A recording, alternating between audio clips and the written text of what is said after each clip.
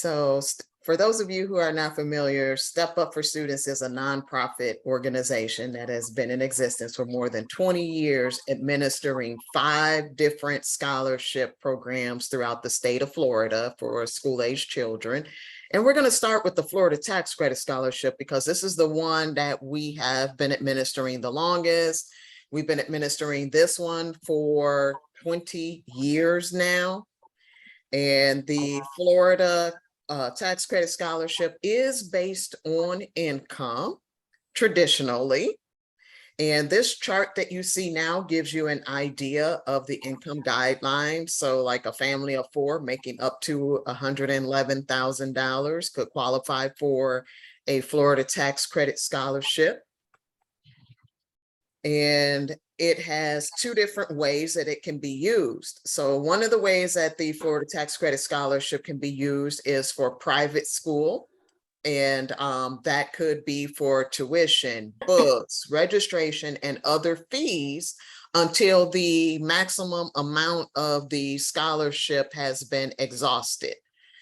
And if the school offers books and uniforms and other things directly where it could be purchased through the school, then the scholarship dollars can be used for that. So nothing covered by a third-party vendor. And to get an idea of the scholarship amounts, which are based on the county that the student lives in and their grade level, we have a chart on our website. You all are going to receive a copy of this presentation afterwards. I'm going to send it to Cassie so she can get it to you all, and you'll be able to activate the links that are here and access more information. So don't worry about doing that now. We just want you to be able to relax, listen, learn, and then go back. And if you have questions after that, you can reach out to me or Cassie. Then another way this scholarship can be used is for transportation to a public school other than the one that the student is assigned to. Now, what this means is that a student can get at least $750 to help with that cost. Unfortunately, at this time, we don't have relationships with bus companies, but you never know. And Cassie has seen us grow a lot over the years and do some things you never thought we would. So I'm not going to say we'll never have relationships with bus companies and can help students in that way. But for right now, we do not.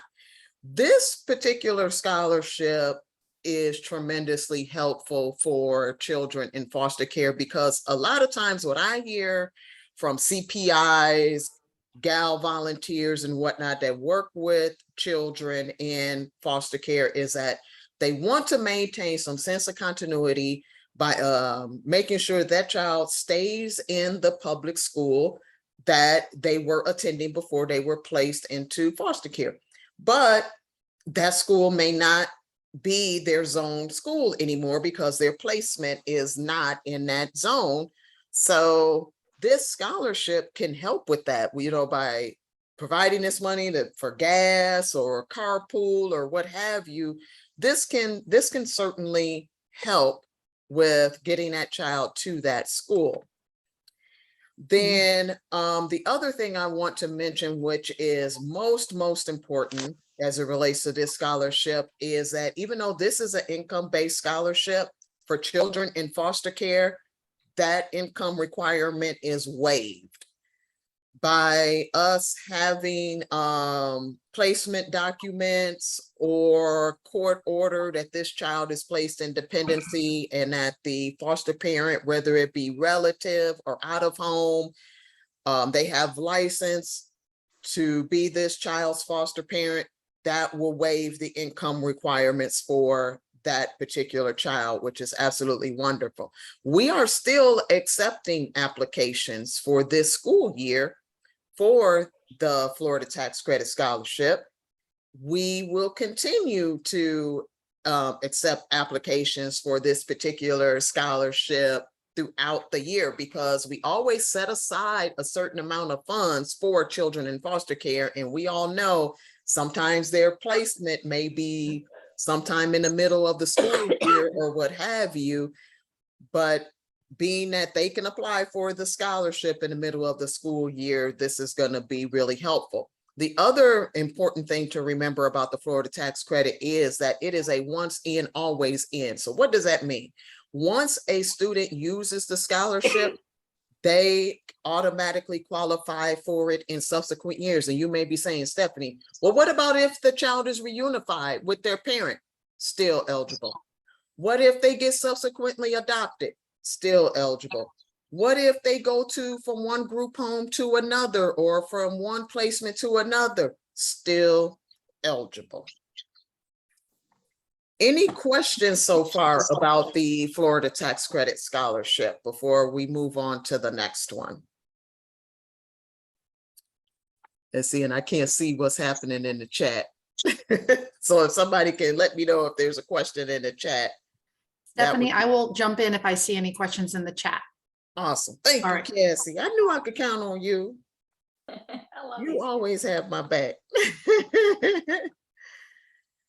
Okay, now we're going to move on to the Family Empowerment Scholarships, which this particular scholarship program has two aspects to it. It has the aspect of private school or transportation option, which is very similar to the Florida Tax Credit Scholarship, but there are a few differences, and we're going to talk about that. One of the differences is that the scholarship dollars can be used for a technology device such as an iPad, computer, laptop for the child, or internet service, so that that child can do homework assignments or what have you, which requires internet service. So that's really cool. Then the other aspect is the scholarship for children with unique abilities, which was known as the Gardner. Now that scholarship rolls under the umbrella of Family Empowerment Scholarships. Maybe a little confusing, but that's okay. We're going to work through this, and then you guys are going to have this information for your follow-up or your understanding later. The other unique thing about the Family Empowerment Scholarships, and we're staying with the aspect that covers private school tuition and fees, is that there are a group of people who are automatically eligible for the scholarship from an income standpoint, or meaning that the income requirement for them is waived. And those people are children in foster care, whether it be relative, out of home care, or if the child is homeless, siblings of students who receive the Unique Ability Scholarship, children who are part of a family where one parent is active duty military, then children who have a parent who is a law enforcement officer. So this is really great. And I would imagine that in your work, you come across a lot of law enforcement officers, probably if you yourself are not a law enforcement officer. So this is some great information to pass on to your colleagues who are law enforcement officers, or also if you work with military families. Let them know that, hey, you're eligible for a scholarship to send your children to private school, regardless of your rank or pay. Other than that, families have to qualify for this scholarship based on income, and the income guidelines are the same as the Florida Tax Credit Scholarship, okay? Any questions about the Family Empowerment Scholarship? The EO stands for Educational Option. Any questions about that one?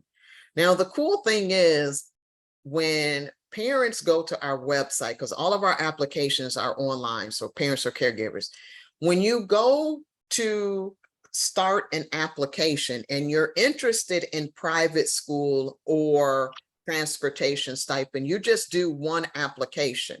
And then depending on the dynamics of your family, you may be routed to the Florida Tax Credit Scholarship or the Family Empowerment Scholarship educational options. Like, for example, if a military family says, okay, I want to apply for a scholarship to send my children to private school, they start that process. Then based on that, they're going to be routed to the FESEO. Or if another family, hey, they're not military, what have you, but based on their income guidelines or their income that they take home, they may be routed to the Florida tax credit. So it's not a decision that the family has to make. They provide us with the information, and our intuitive system and our awesome processors will route them to the scholarship that best fits their family needs. Then we also have on our website a specific landing page specifically for our military folks. So if you come across them, their special page is sufs.org/armed forces. So that's really cool. Then we also have a unique page for our law enforcement family so that they know which way to go in terms of applying for a scholarship for their children. We are still accepting applications for this school year for that scholarship as well. Just like the Florida tax credit, the Family Empowerment Scholarship are once in, always in, meaning that child is eligible in future years.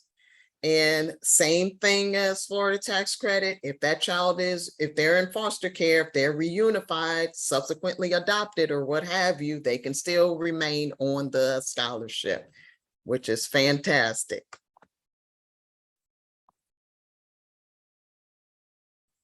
Now we're going to move into the big one, but before I start talking about the Family Empowerment Unique Abilities option, do we have any questions yet, Cassie?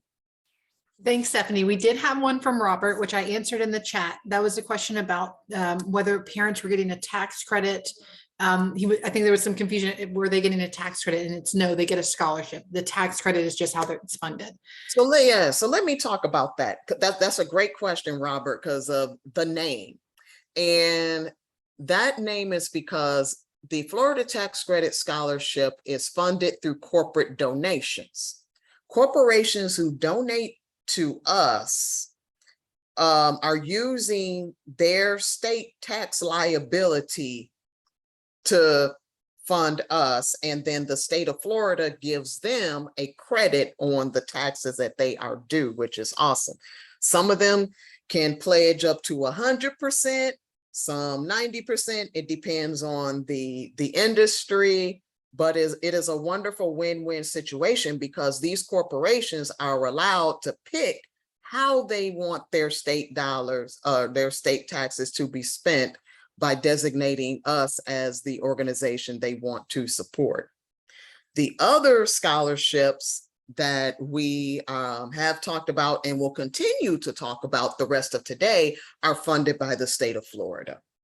So great question, Robin. If you know any corporations or if you work for one that has a state tax liability, you may want to donate, let us know. We can connect you with our development team. All right, let's talk about Family Empowerment Scholarship Unique Abilities. This scholarship, like I mentioned to you guys, I've been with Step Up for 12 years, right?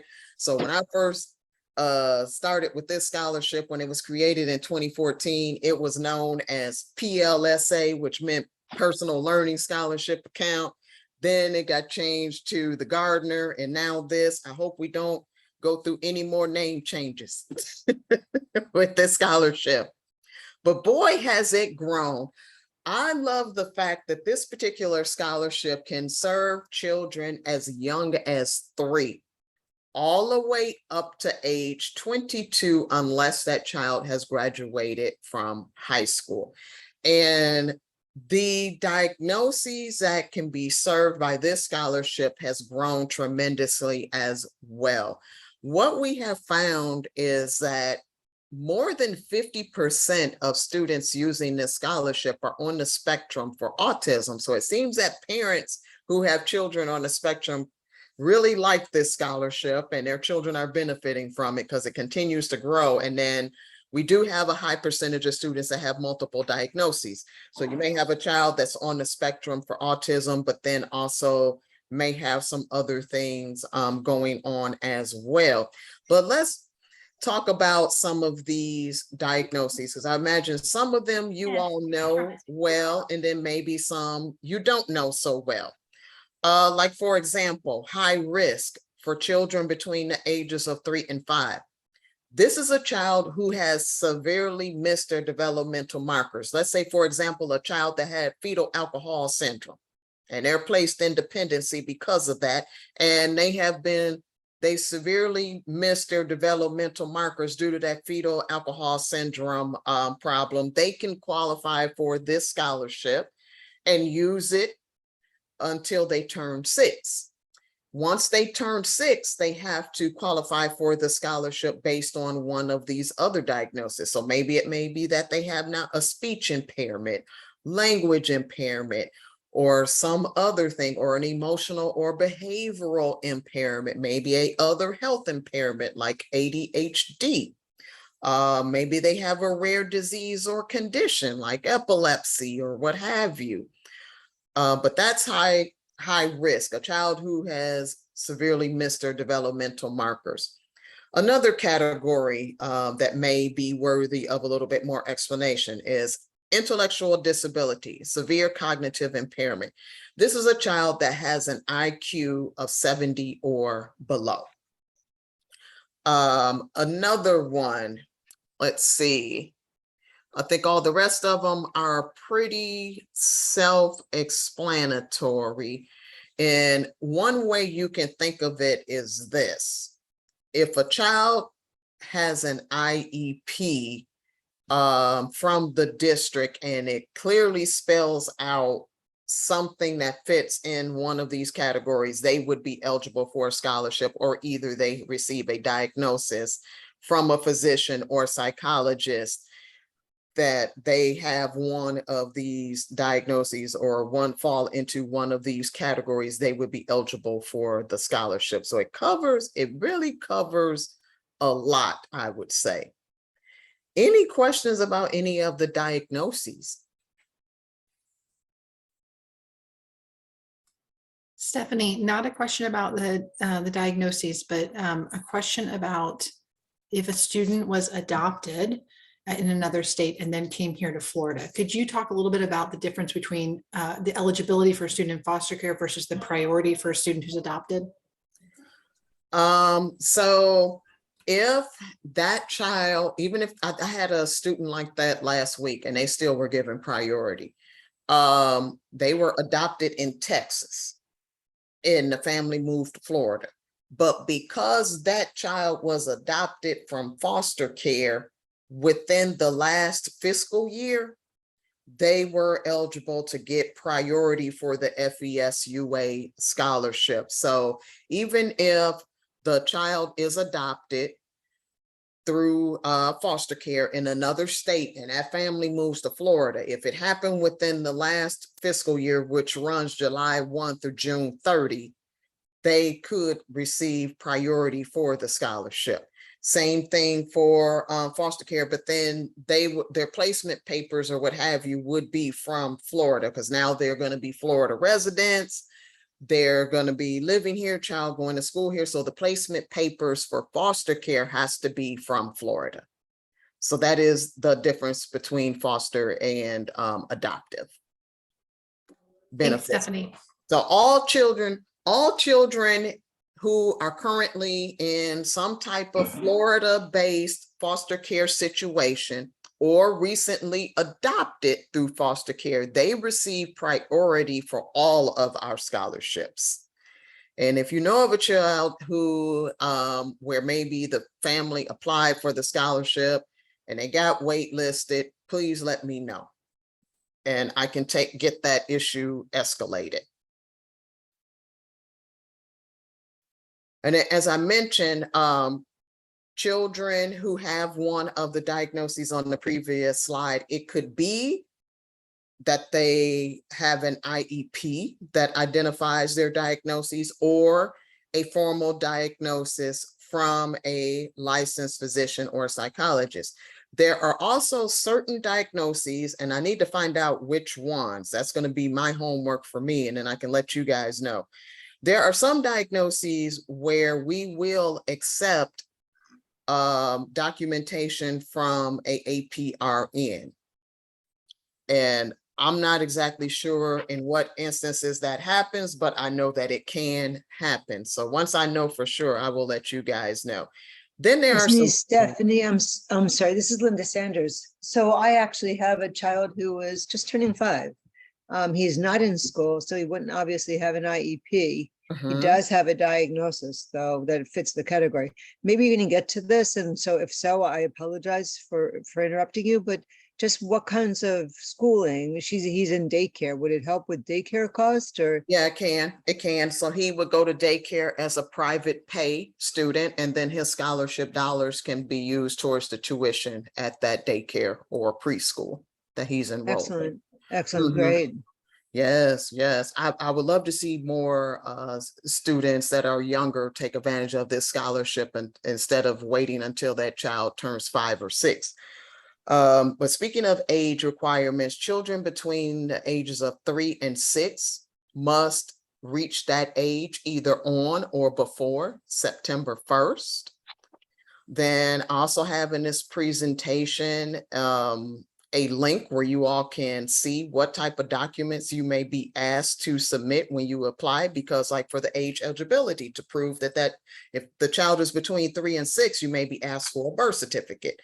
Or to Linda's point, you may be providing a formal diagnosis from the doctor or psychologist because the child never attended school and they don't have an IEP. But keep in mind, this is an either or situation. You do not have to submit both of those type of documents.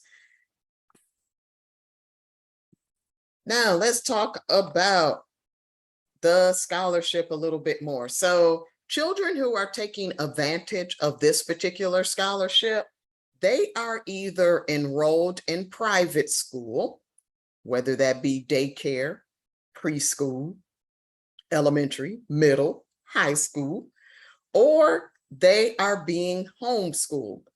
And it could be a situation where the child is under 5 and they're being homeschooled, or whatever, however that works. They are registered as homeschool students. So one or the two, the children cannot be enrolled in public school. And depending on the child's grade, the county they live in, and their matrix score, their scholarship award amount may be based on those particular items. And so a scholarship is like on average $10,000, unless of course there's a student who has a matrix score of like a 255 or 254, or maybe even because of the grade and county they live in, their scholarship may exceed the $10,400 amount.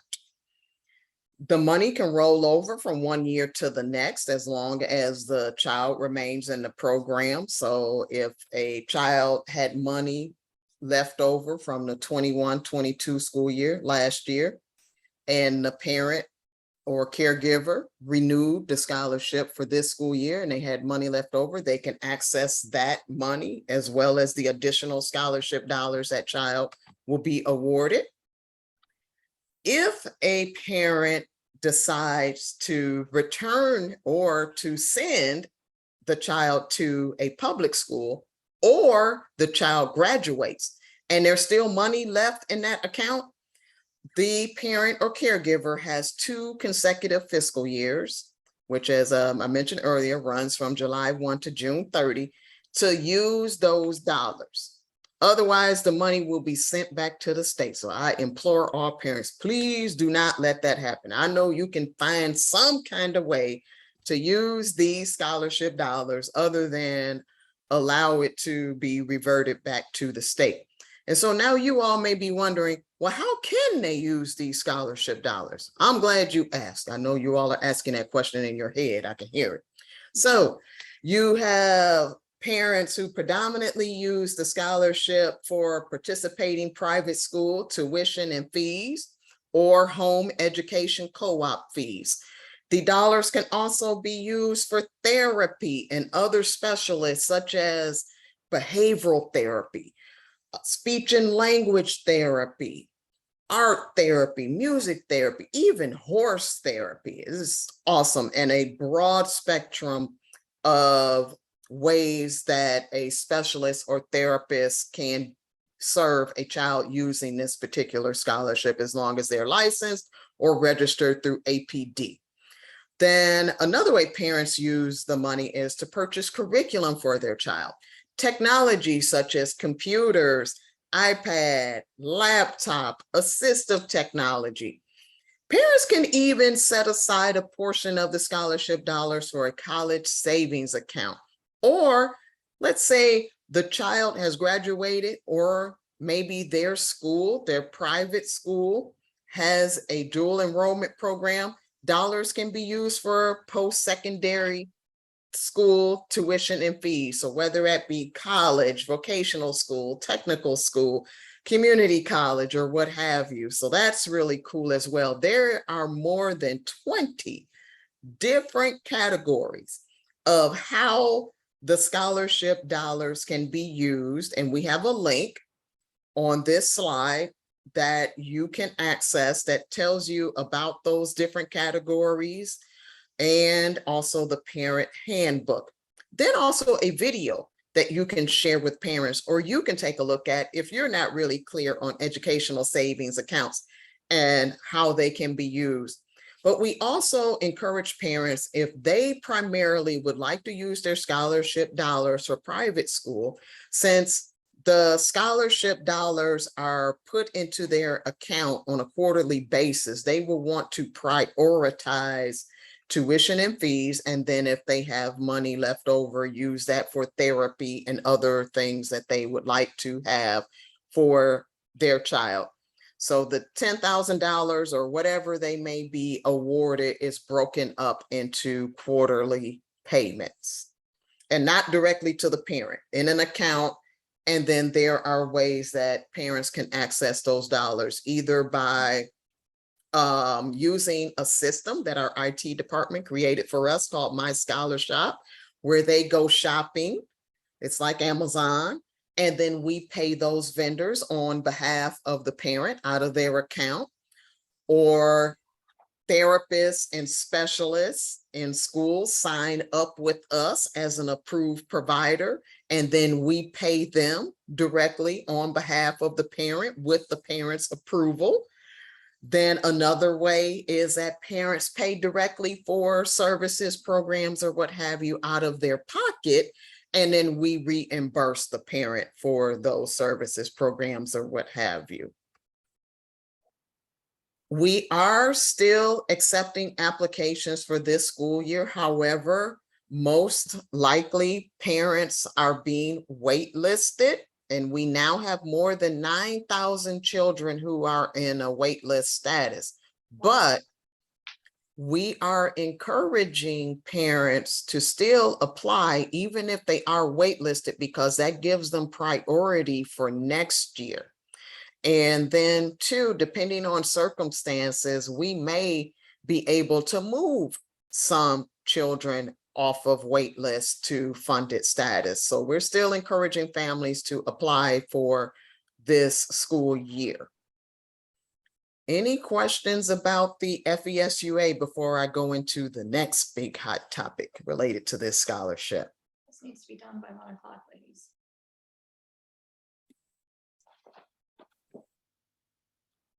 Let's see, I don't see anything. So we're going to talk about the McKay Scholarship. So the McKay Scholarship has been transitioned into the Family Empowerment Scholarship for Unique Abilities. So we had more than 20,000 students this school year who have transitioned to the FESUA scholarship, and we had a special process for them. Some parents are still going through that, because I think there's like less than 3,000 students left. I can't remember the exact number, who have not decided what they're going to do with their child and haven't completed what we call a intent to continue. So these children, they don't have to go through the whole big, long application process for the FESUA like our new families do.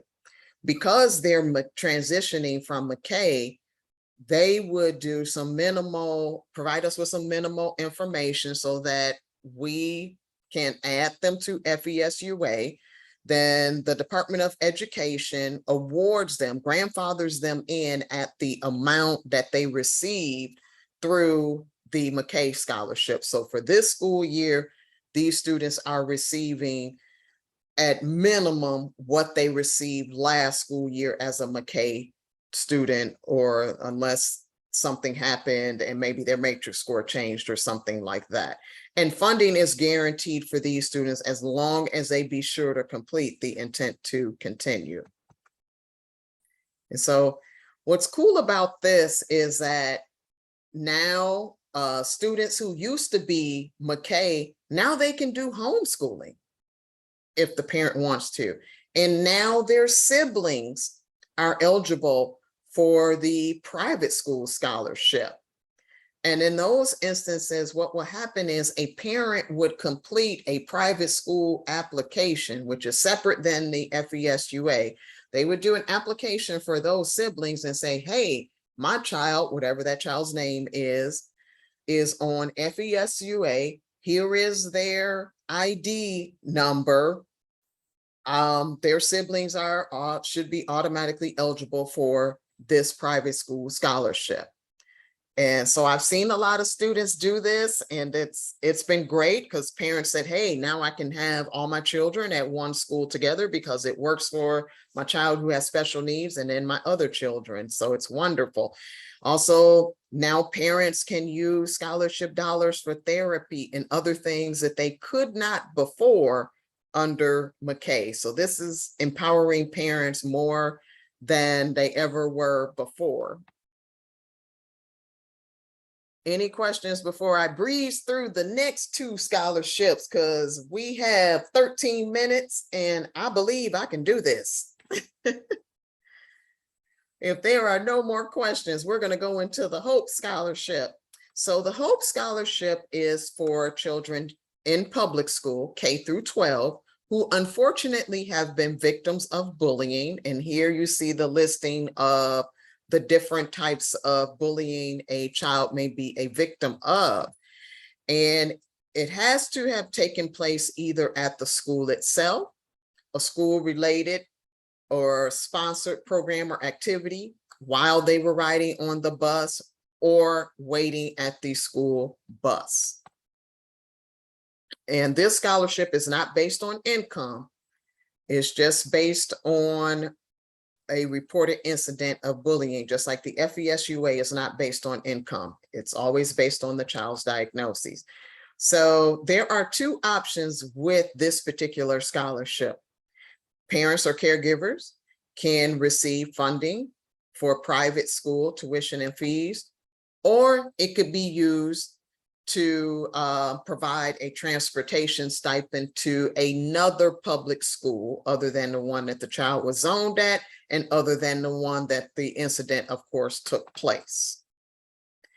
This particular scholarship stays open year-round because incidents occur year-round. So we're still taking applications now and will continue taking applications throughout the school year for this one.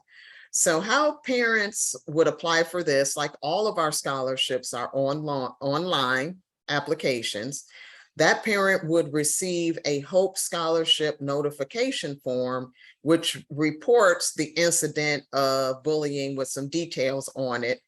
And it's provided by the principal or the principal's designee. And then the parent will upload that document to their application. Any questions about the Hope Scholarship? Oh, here's another fun fact about the Hope Scholarship before I go into the New Worlds Reading Scholarship. The Hope Scholarship is uniquely funded.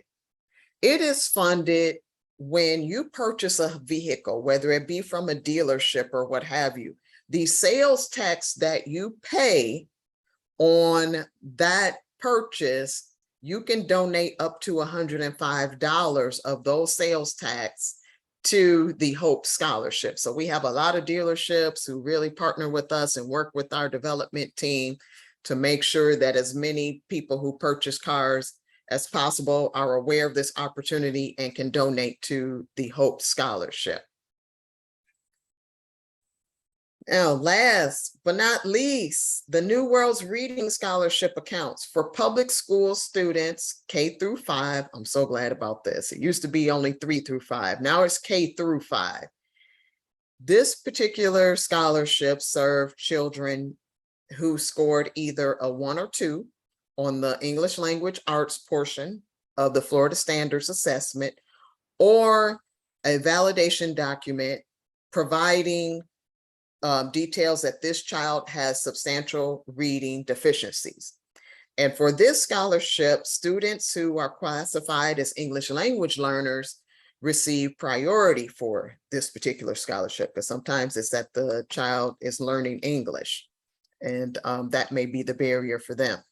The scholarship is only $500, but it could be used for tuition and fees for tutoring, a summer or after school literacy-based program, instructional materials, Okay, such guys, as, come on.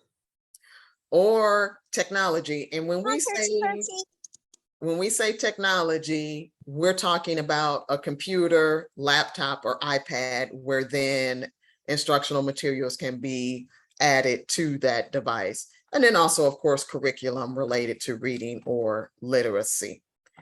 We will open sometime in the fall, so we're anticipating starting to receive applications in October for this one.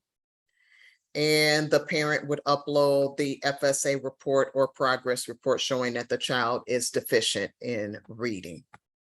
But we do have an interest list. So if you all know families who have children who are in kindergarten through 5th grade and are struggling with reading, they can be notified of when we will open exactly for this particular scholarship. So that concludes my presentation of all 5 different scholarship programs administered by Step Up for Students. If you all have any questions, let's do that now. And I know Cassie is going to give you guys her contact information. In this presentation, you will have mine, and you will also have my colleague Melissa's in case you have need for someone to speak to families in Spanish, or if you need materials in Spanish, she can help you with that, and she's happy to help. We also have some other helpful tips and videos. We have a YouTube channel that has a lot of tips and how-to videos that can support parents getting through the application process. Whatever you need, we're here for you. And then also another thing that we're asked frequently is how to find participating schools in certain areas. So we always direct people to this particular page. So up at the top, you have the link, and then you have a screenshot of what it looks like. This is through the DOE's website. And so instead of you having to hunt and search for this particular tool, we've made it easy for you to find it. And I thank you all so much for being here, being attentive, and giving us this opportunity to share with you about the various scholarship programs that we administer. So Stephanie, let me jump in and just say thank you to everyone who's written us a nice comment in the chat. Thank you. Robert asked, will we get a copy of this? Yes, we'll send the presentation and all the links. I've got a couple that I want to refer to you to from DOE, for the State Department of Education, that has information on foster youth and some links that would be helpful when you're talking to the district. But Stephanie, we have a couple questions for you. I want to get to them real quick. How much bullying needs to occur before a child can qualify for the Hope Scholarship? That's a great question. It's not based on how much bullying. If one incident occurred and that principal fills out the form, it could be just one incident. But it's important that the caregiver or the parent talks to the Yes. principal, right, Stephanie? Yes, they have to talk to the principal or caregiver. The issue has to be addressed. Another question, can a student qualify for multiple scholarships, or can they apply for multiple scholarships if they qualify for multiple? Absolutely. And then at the end of the day, you have to pick one. Like case in point, and I'll stop sharing. So I want to see everybody. I want to see you all. Let's see. Did I stop sharing? Yeah, you're good, Stephanie. I can see you and I can see everybody else. Okay, great. Yes, I want to see everybody. So we do have parents who apply for multiple, or caregivers who apply for multiple scholarships, but then at the end of the day, a child can only use one. Where I have seen this happen most frequently is in instances where a child is eligible for FESUA, the Unique Ability Scholarship, but a parent knows that, oh, I want to use the scholarship to send my child to a private school. And the child ended up getting waitlisted for FESUA. The parent would apply for the private school scholarship and end up using that until the child gets moved off a wait list for FESUA or gets priority for the next school year, where then they can switch from private schools, the private school scholarship, to the FESUA. So yes, absolutely apply away, but at the end of the day, you got to pick one. And one minor issue, that you can layer that scholarship that you get from the state, because what Stephanie's talking about are state scholarships, you can layer that with a scholarship the school might be able to provide. Yes. So you can do both. So, and that's something that, you know, if your caregiver chooses a school for the children you're a guardian ad litem for, reaching out to the school, you know, with their permission, of course, and asking about additional cost if the scholarship doesn't meet everything. And that's something that schools hear often. And it's something that they're really attuned to and can help, because we want to make sure that there's as few costs as possible for that caregiver to be able to meet all the needs for those students. Another question here, I shouldn't say question, but a comment from Deborah. A lot of this information is new to me, and do case managers know about it?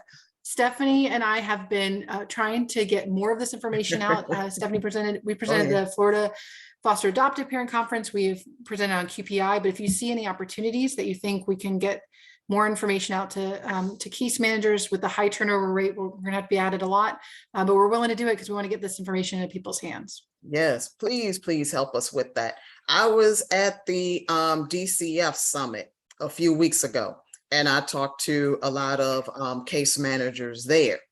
And from them, I learned that a number of them were paying for children to go to private school. And I'm like, why are you doing that when we have a scholarship? Maybe you can have the foster parent apply for our scholarship, and then you guys supplement the difference. But to try to come up with that whole amount, when on average that child could be eligible for a scholarship of, you know, on average $7,000, why not apply and get it and use those dollars for something else? So if you have any more questions, please Yeah. drop them in the chat. We got a couple more minutes. One thing I wanted to make sure that everyone knows. So one of the things that we do at Excel and Edge, we also work on early literacy. So please, as a guardian ad litem volunteer, if you have children under grade 3, talk to their teachers. How are they doing on reading? And one thing you should familiarize yourself with is the state reading test that's given in 3rd grade. And why that's important is because students who are not reading on grade level by the end of 3rd grade are more likely to drop out of high school, more likely to be incarcerated, and less likely to go to college. And so we know that our students already have, the deck stacked against them because they're in foster care. And foster students, there's only I was reading somewhere 3% of all foster youth receive a bachelor's degree. And it's not because of the lack of interest, right? Our students have fewer opportunities to be successful and more cards stacked against them. So making sure that they're reading on grade level is huge. And that's something for all of us to do. And then making sure that they have that great school environment is some of the, other than the general stuff that we do every day, that's one of the biggest ways that we can make a difference for these students. All right, I see another email here. Can we send this information to foster families? Why don't we'll get an email together? Sorry, Stephanie, go ahead. I was gonna say, absolutely. I have done that. You know how the Florida Foster and Adoptive Parent Association has their regional groups? And within their regional groups, they have monthly trainings. So I have had the awesome opportunity to provide trainings for those foster and adoptive parents, and I always include a copy of the presentation for them. So yes, you can absolutely share the presentation with your foster and adoptive parents as well, because this is a lot of information, and you know, I can remember it because I see it all the time. And for you all and the families that you're serving, it's good to give you this as a point of reference or to access additional information to support the children that you're serving. And I'd say one other comment is remember to work with the school that they're in now. So for example, I think we had a question early on about a child who was too young to have an IEP. They may be too young to have an IEP, but there's no reason the school district shouldn't have screened a child before 5. If you're seeing issues, whether it's speech or occupational issues or a lack of development, contact your school district. And I will put some links in the email for St. Johns County and other counties to reach out to the person that is the point contact for children in foster care. But make sure that you're talking to that school and getting the services in now. A lot of students are really well served in their public school that they're in at this moment, and making sure that they have those services at the school and in place, especially before adoption happens, because once that happens, a caregiver has a whole nother host of issues and maybe behaviors to deal with. And so getting that student in the best possible position to be successful is really what we're called to do.